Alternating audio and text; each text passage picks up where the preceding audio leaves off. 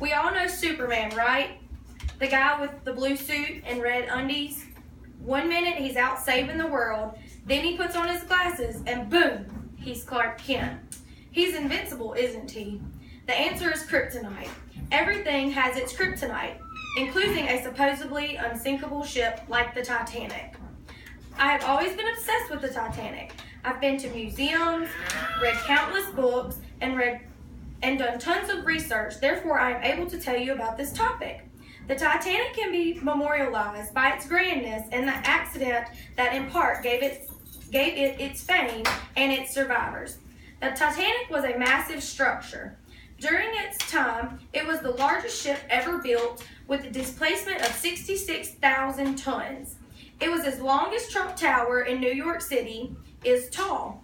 At 886 feet, the height around the ship was serious.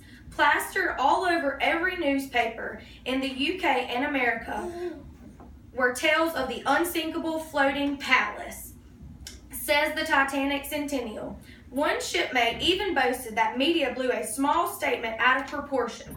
The captain can, by flipping a switch, make the ship practically unsinkable. Nonetheless, the public took this bait and ran with it, with the ship possessing, according to the Titanic Centennial, a Turkish bath, a sidewalk cafe, and up to 25 knot speed. Who wouldn't buy a ticket? And tickets were cheap. Compared to today's, about $1,500 each. You could buy a passage to the land of the free for $40. A typical day's lunch consisted of mutton chops, veal, custard, and cheese plates. The ship's interior was beautiful. Porcelain dishes, gold-plated everything, satin sheets. Why exactly did the Titanic sink? We all know it hit an iceberg. But what happened on the ship beforehand that led to the sinking? Day one of sailing, the Titanic pulled out of Southampton Harbor only to be crashed into by the New York, an American ship, because the New York drifted from the pier. Many regard this as an omen of things to come. The same day as the crash, the senior officer was replaced, and he took his binoculars with him, leaving the fellows in the crow's nest without eyes. On the fateful night of April 14, 1912, the Titanic received many calls from other ships reporting ice ahead. This spring season was unusually cold, and the bergs had sprung more and more south. The Titanic also took a detour a little north of its planned route to speed up the trip.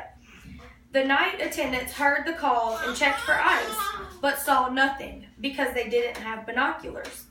Next, by Jack Thayer's testimony, there was a jolt, so slight that if I were holding a bowl of water, not a drip would be spilt. They had hit.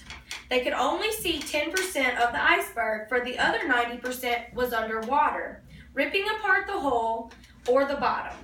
Out of 2,207 passengers and crew, only 705 survived this disaster, thanks to the nearby ship Carpathia. First off, for the 2,200 passengers, the crew, the Titanic only had 20 lifeboats, enough to carry 1,178 passengers. The passengers that were loaded into the lifeboats did not realize that this was not a drill, and that the lifeboats should be loaded to their full capacity of 65, rather than about 20. Steerage, third-class passengers, were kept locked up down in the bottom of the ship and not allowed on the main deck to load the boats because the first-class women and children had priority. When the Titanic hull was ripped apart and the main compartments began to flood, the wireless operators sent out CQDs, like a modern-day SOS. The main engines stopped working as soon as they made contact with the berg, and by midnight, the first 5 compartments of the ship were filled with water. At 2 a.m., the ship is underwater. About 1,500 people have died, and another 700. The survivors are floating in 28-degree water. If you could call Violet Jessup anything, it would be a survivor. Miss Unsinkable survived 3 maritime disasters, including the sinking of the Titanic. She was working as a seamstress aboard the Olympic when it crashed into another ship while setting sail.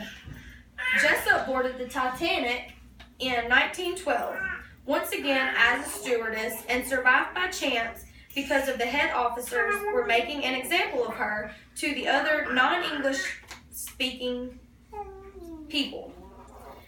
When she did board a lifeboat, she was randomly handed a baby to care for. Then, when they were rescued by the Carpathia, the baby was taken away from her. Decades later, she says in her memoir, Jessup received a phone call from a man who asked, "Did you save the baby that night the Titanic sank?" "I am that baby."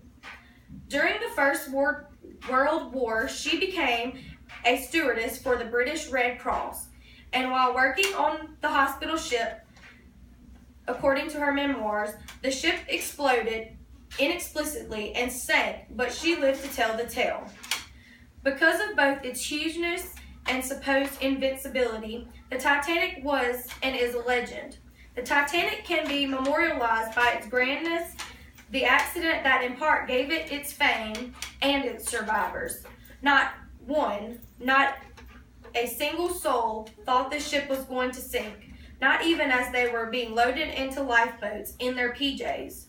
No one believed it until it happened. Ship met bird, Superman met kryptonite.